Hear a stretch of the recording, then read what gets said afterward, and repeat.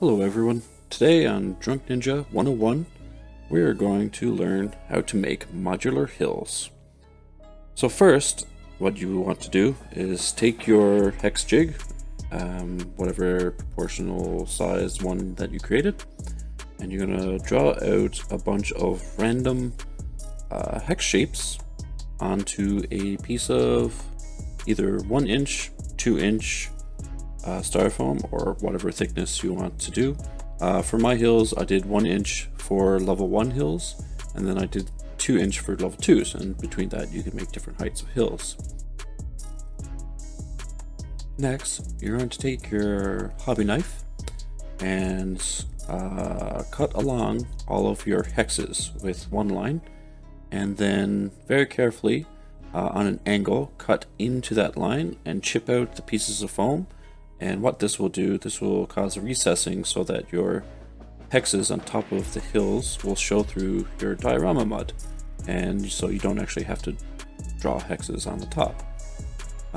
After this step, what I did to texture the sides of the hills, I cut a bunch of straight lines across the sides of the hill with my hobby knife, and then I cut again at a separate angle, and then I cut again in the opposite direction of that angle. And what this did, it caused a lot of random striations in the side of the rock, so it appears to be some sort of sediment. And now for BattleTech hills, you can't make them really look like hills, or if you can, props to you. But to me, they remind me of like a topographical map for some sort of strategic warboard.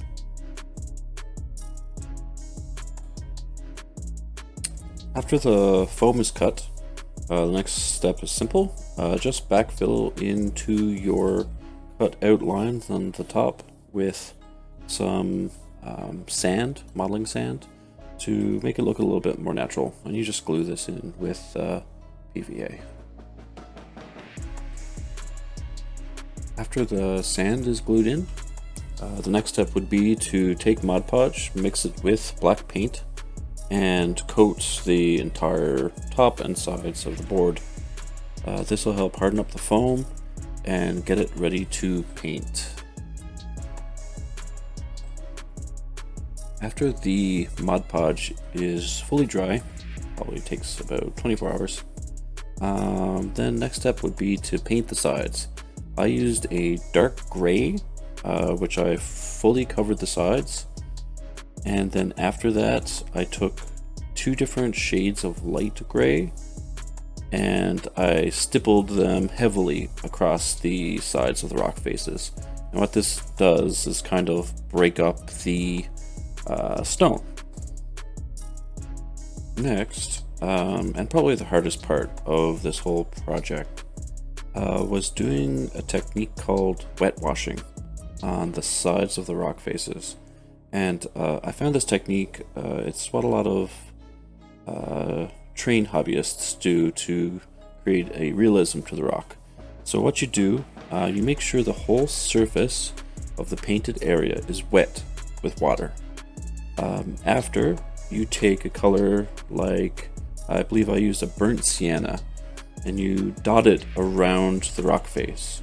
And the idea is that you're going to take a brush and not paint the burnt sienna onto it, but you just kind of take your brush and pull the pigment around, so certain spots will be darker than others, and it'll kind of turn into a lighter shade as you pull the pigment, and it should create this very earthy tone that goes across the rock face.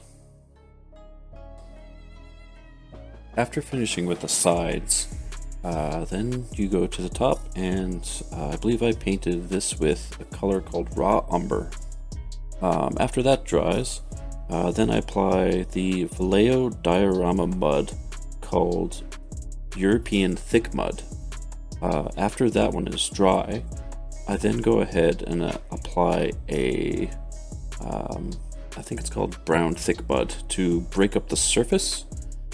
So like it's different patches of earth and ground. And once that one is dry, I dry brush across all of the top with a tan color to kind of tie everything together. The final steps of the project is to coat the entire top with watered down PVA and choose what flocking you would like to use. In this instance, I used a dark flock for the majority of the flocking, and then I lightly sprinkled across with a lighter, more grassy flock. Once I left that to dry overnight, I basically soaked the entire top of the board with watered down PVA, and I painted the sides with more PVA just to give it all a really solid seal, so that when you use the hills in gameplay, they'll be resistant to damage. And there you have it. That's how I made my modular hills for my BattleTech board. Hope you enjoyed the video. Feel free to drop me a like and subscribe if this was useful, and I'll catch you in the next one. Class dismissed.